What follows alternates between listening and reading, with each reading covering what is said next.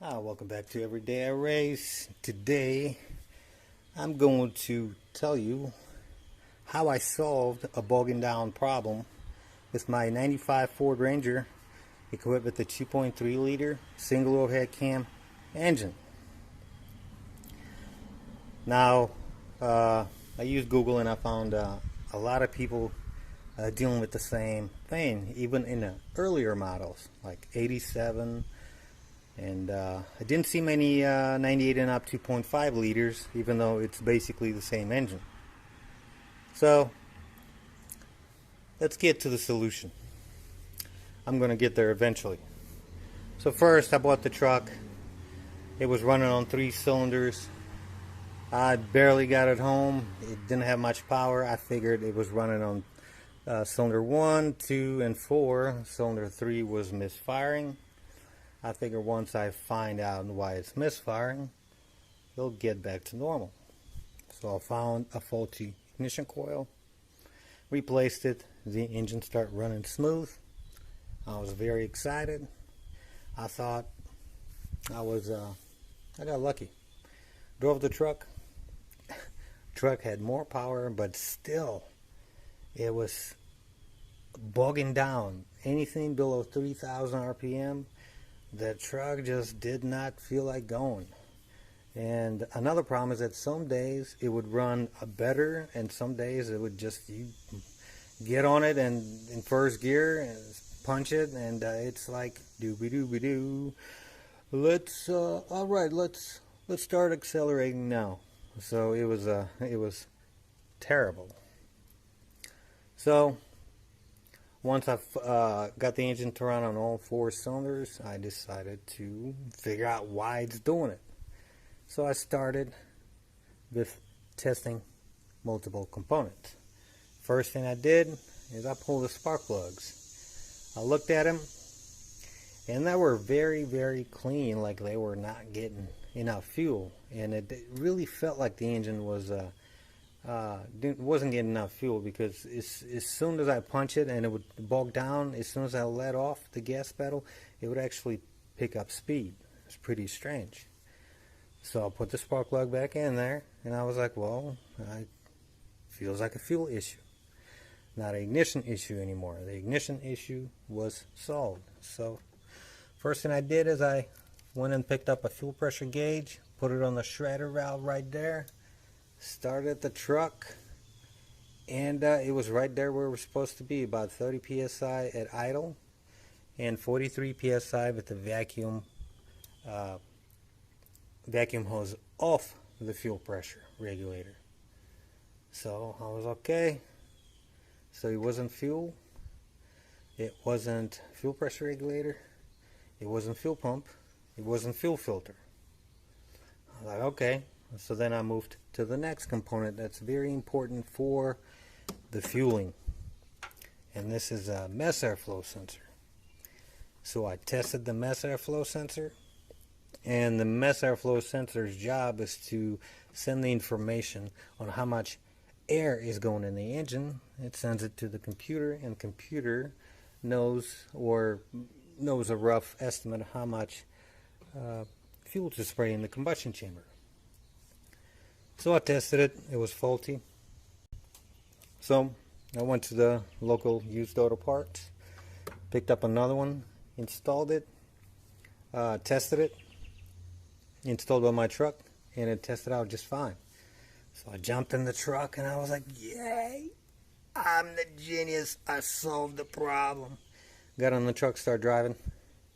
It ran a little bit better, but it still didn't have no power. So I was like, alright, I ain't no punk. I'm not going to give up just like that. So then I started testing other components that are very important for fueling, such as a temperature sensor. It's an air temperature sensor. So if that sensor is faulty and it sends wrong data to the computer would not know correct amount of fuel to spray. So I used my OBD2 Bluetooth and torque app, and it was pretty simple to test. I found out that the sensor was doing just fine. So next I moved to the coolant temperature sensor. And once again, that sensor was showing correct data. So I was kind of sort of running out of things to test. There was not really much left. The only thing that was left is the EGR valve. This is the EGR valve. It injects exhaust back into intake, and if it gets stuck open, and inject a bunch of exhaust in the intake. So instead of fresh air going in there, the fresh air is going to be mixed with exhaust fumes that are already burnt, or most of it is, and it would run not very good. It would run like you wouldn't have as much power. So I used the vacuum gauge, and the EGR valve was working. So right there and then I knew there's only one thing left to do, is to pull the engine out, because it's obviously got to be internal issue. If everything else, if all the sensors are working correctly and the ECU is trying to do whatever it's doing, it just wasn't capable of correcting fuel. So I looked at the fuel trims, and they were somewhat okay, and the engine would pick up power when the ECU would send a whole bunch of fuel, about 10-20% extra. So that was weird. So the engine came out, and this is not that engine, by the way. I already know what the problem is. So let me show you what I discovered. I'll pull the engine out and start taking it apart.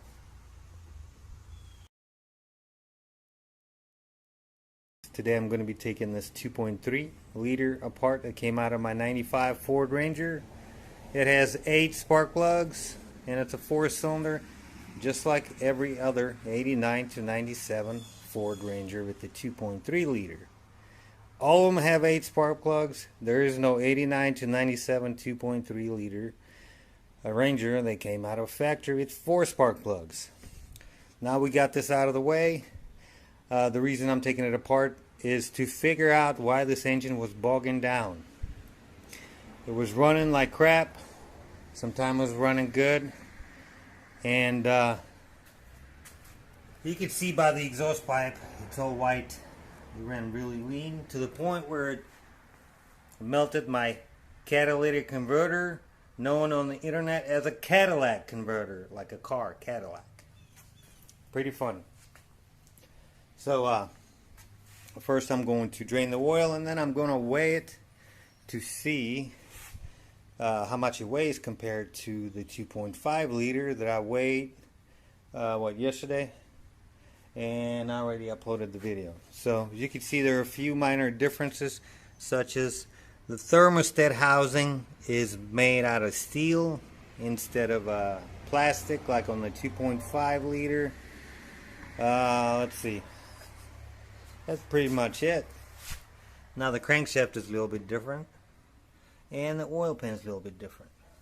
So first thing I'm going to do is I'm going to drain the oil, and I'm going to pull the oil filter to make the test as similar as possible.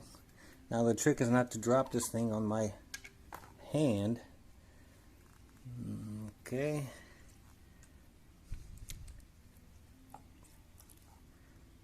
So the oil doesn't look too bad. So I'm going to find out if the problems were internal that would cause the engine to bog down. I tried going to on Google, and I found a bunch of threads from 2.3 liter Ford Rangers that suffered bogging down issue. And every thread that I've read just about ended up with nothing. No solution, no nothing. They replaced a few parts, and it's either they found the solution and they just didn't reply, or they gave up on it. So we'll figure it out. So as soon as the oil gets drained, I'm going to lower it down. I'm going to reset my scale, and we'll find out. Alright, so next I'm going to Check the timing.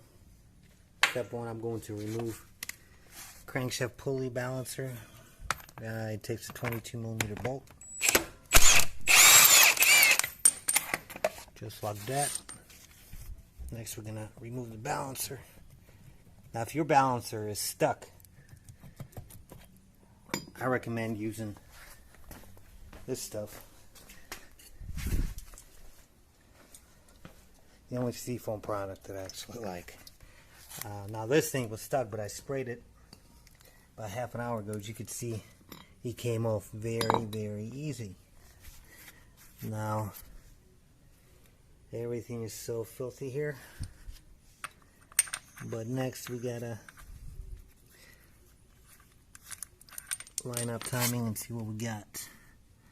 Where's that dye? You can see everything filthy on this engine. Everything. Everything. I don't even see the dot. I need some brake cleaner. I think this is dot. Maybe. Alright, so it has to be here. So let's line it up and go from there. Alright, I lined up the mark. And mark on the oil pump. And it doesn't really exist. I can't even see anything. It should be rectangle, but it's nowhere to be found. Another way you can line it up by pulling the camshaft position sensor and make sure slot like this. You can see it right here. This one right here should be sticking out of the back. Now let's look at the cam timing. And cam timing is right on the money. So the timing was not it. You know what? Let's take the cam position sensor off and see if it lines up.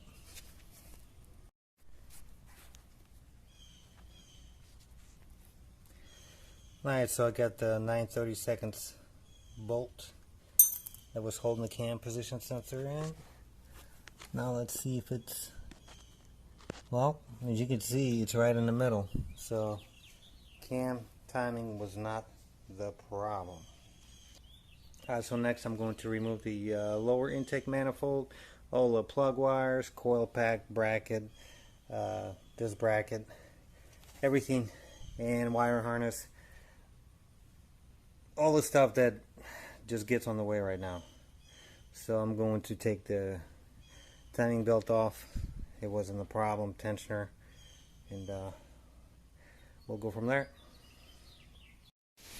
Alright, so we're fixing to get some bad weather. So I had to get the hoist out.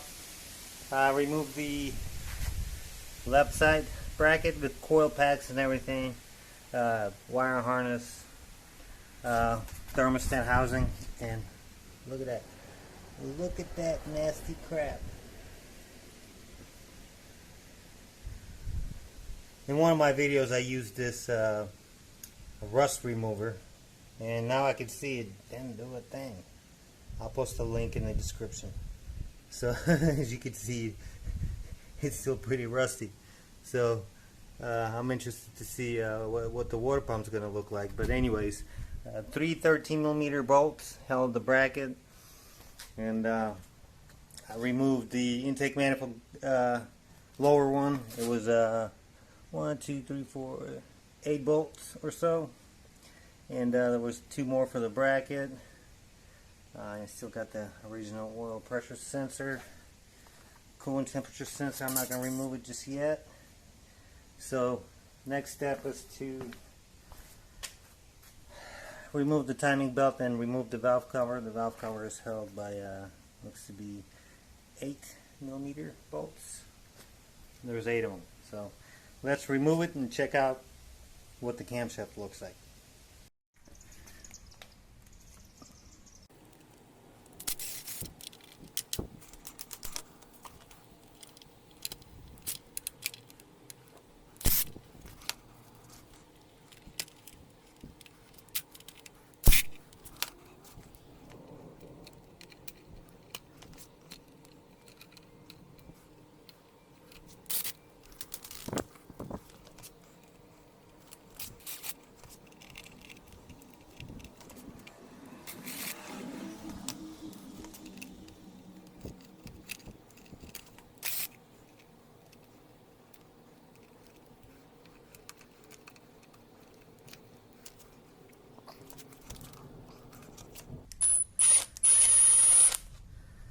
Alright, now all the bolts are out.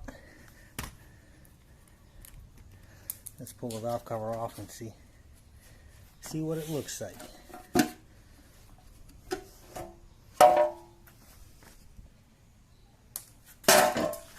Alright, let's look at the valve cover. The valve cover's clean. I'm surprised. Very clean. Let's look at the camshaft. There's some wear.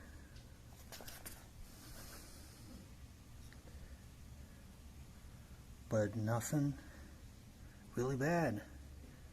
So, next, let's pull the cylinder head off. I already got the timing belt off, and see what the pistons in the cylinder head looks like on the inside. For that, I'm going to remove these head bolts. And let's get it done. Alright, the head bolts are 13 millimeter, so I'm going to take them out.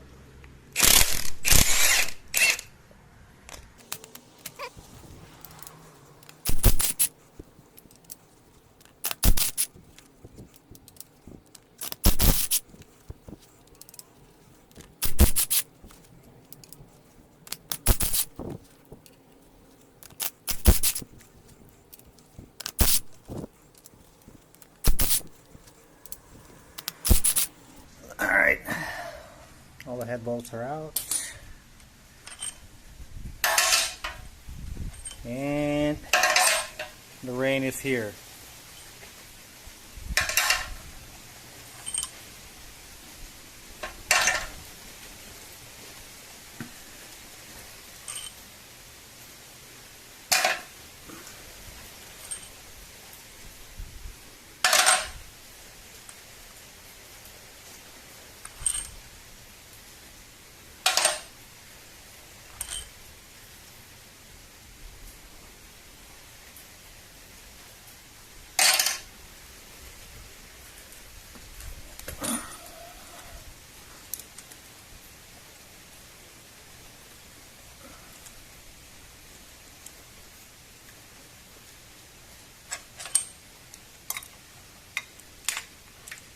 These suckers are in there.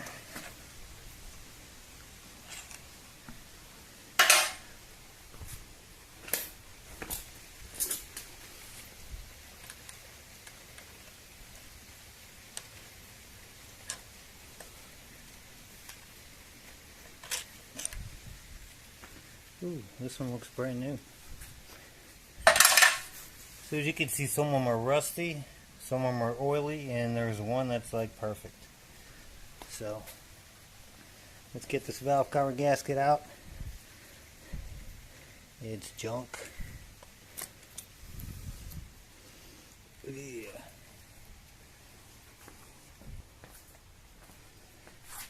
Alright, let's see if the cylinder head will come out. Nope. It's hammer time.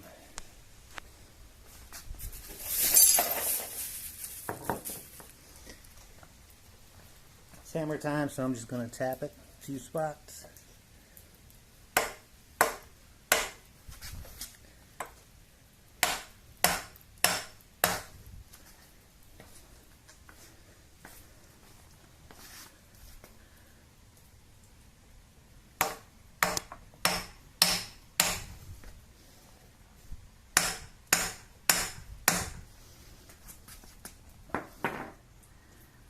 It's in there.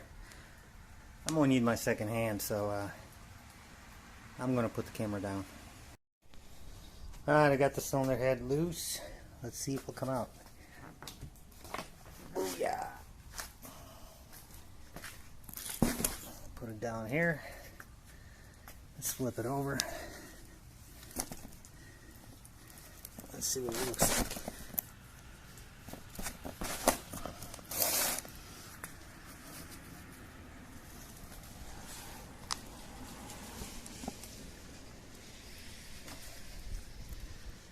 All right.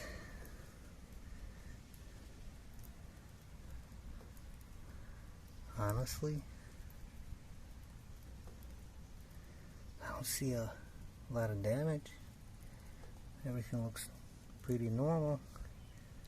So let's look at the valves. Everything looks pretty clean. I'm surprised. It looked better than the engine I just put in. But this thing was just not worth a damn.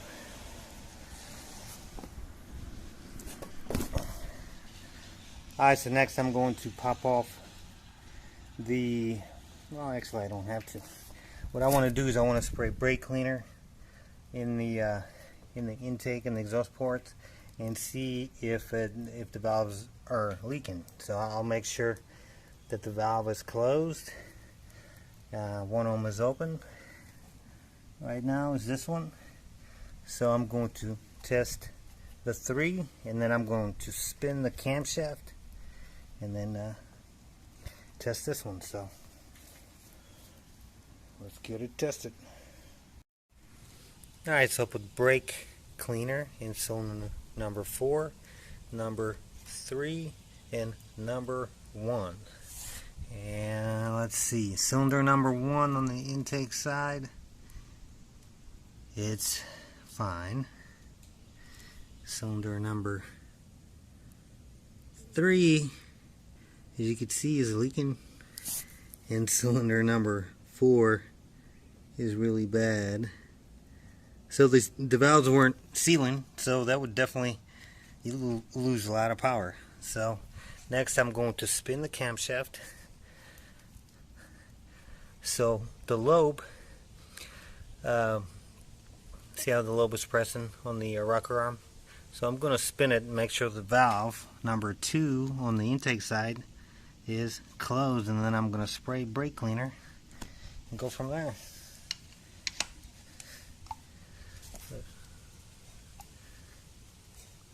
There we go.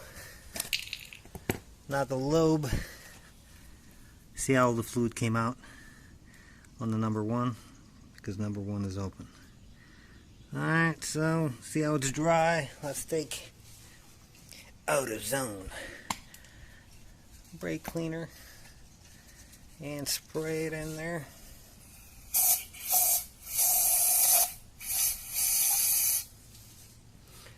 That's a good amount. Let's see what we got. Cylinder number 4 took maybe 5 to 10 seconds to see brake cleaner. So I'm going to let this one sit and we'll see what's going on.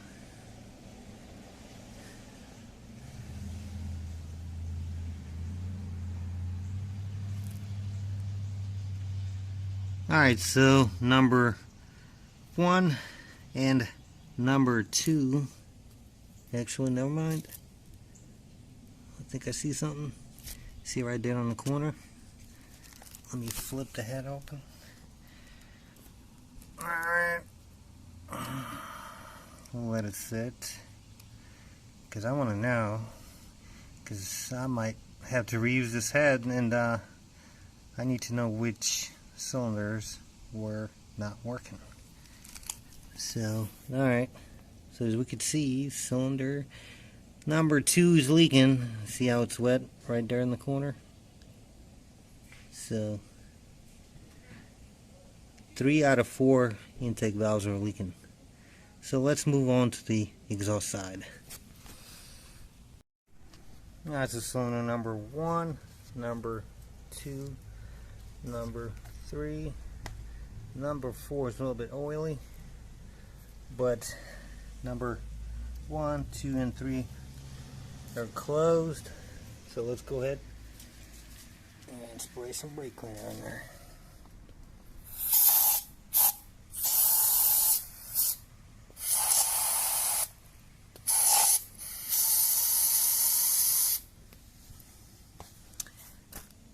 Alright, now as you can see, cylinder number 3 exhaust, it's already wet.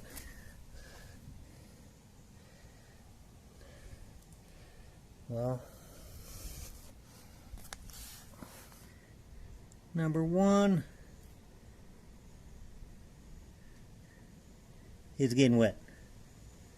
So that's leaking. Number 2, we're not sure. So let's put it like that.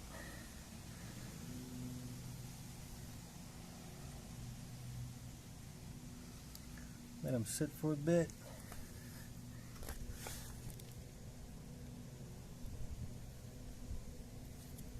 Alright, so one exhaust is bad. Two one's kind of hard to see. I see the valve is, I think it's good. So number 2 is good. Number 3 is all wet. It's going in every direction. So now let's spin the camshaft to close the, see how it's opening? And now the lobe is all the way up on the cylinder number 4 exhaust.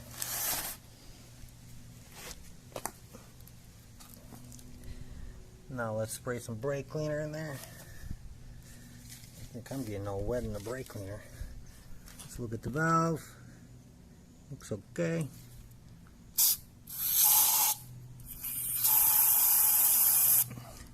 Oh yeah, see how it's getting wet right away.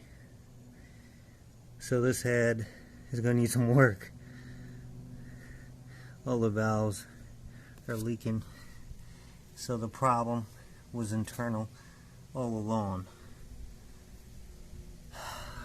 Yeah. Oh, this one's really bad. You can see all the oil is getting out.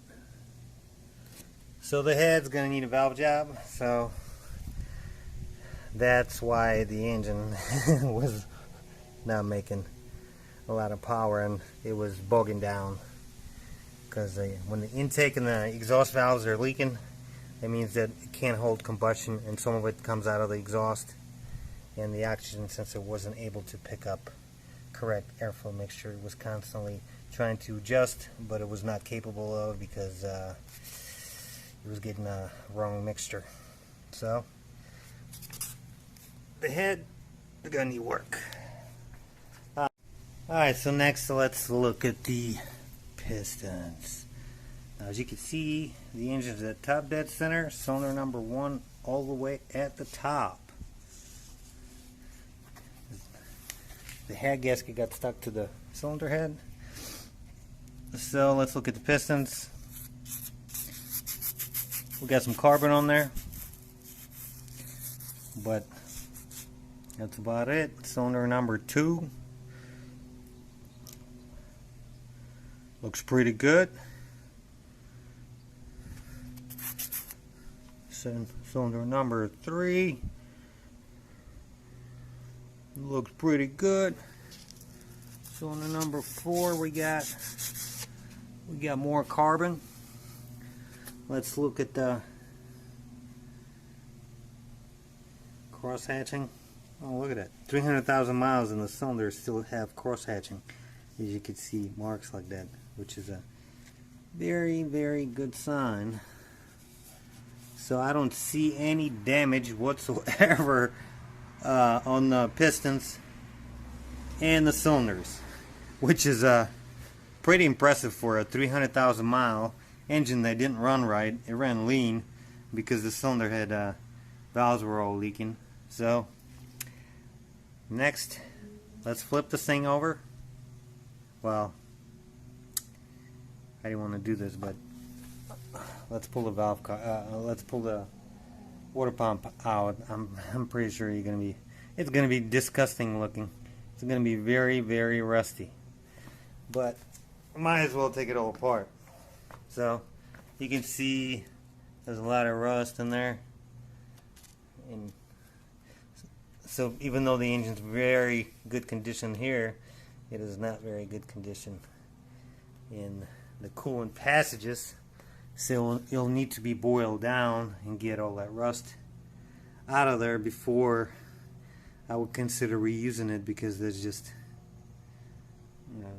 that's rust. It's not going away. So it looks like we got 3 10mm bolts. So let's get that party started. Alright, you ready to see some rust? You're gonna see some of that rust.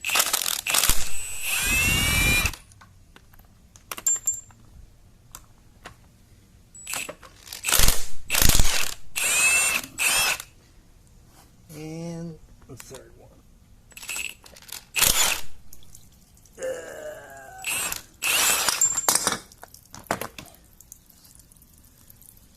There, look at that.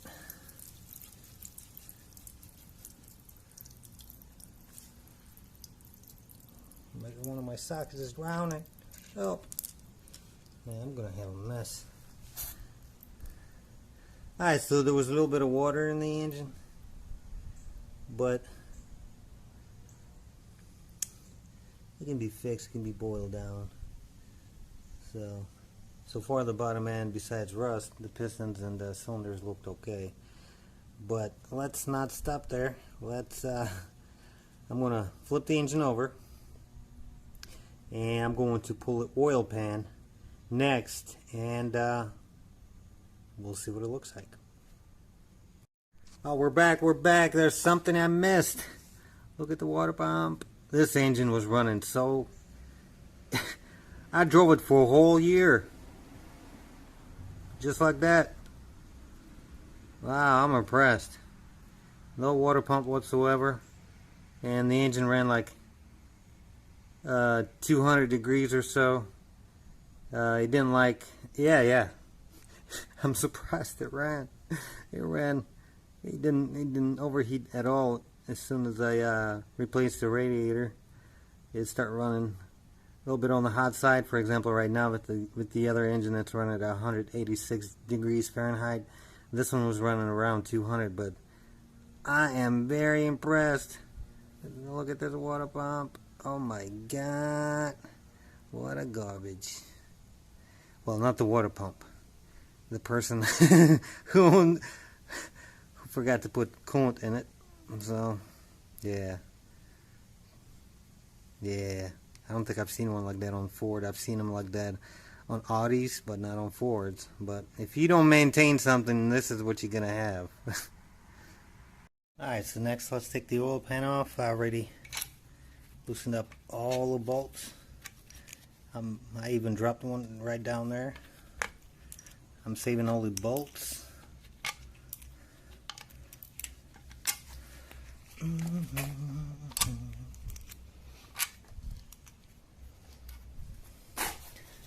going to keep them all in the valve cover. I'm going to mark them, put them in the baggie, save them up.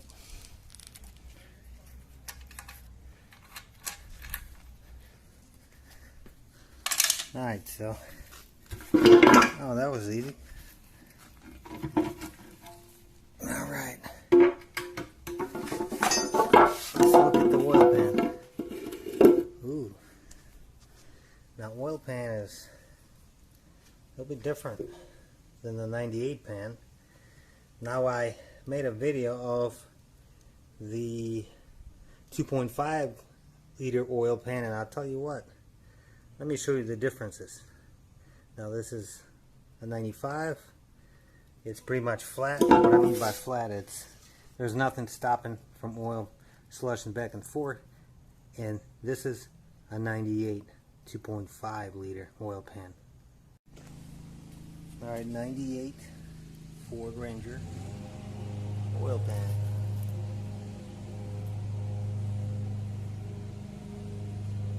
Cool. Now you've seen the differences. You've seen things that block or keep oil from slushing back and forth. 2.5 liter oil pan is way better. Alright, so let's look at the bottom end. Screen has some stuff on it, but I don't think it's metal. It doesn't feel like anything metallic. It's not really sharp. And let's look at the bottom of the engine. Now it spins It actually spins very good. So I'm not sure if I'm stopping right now, if I'm taking this more apart, but I usually like to check. This one's pretty tight. This one about the same.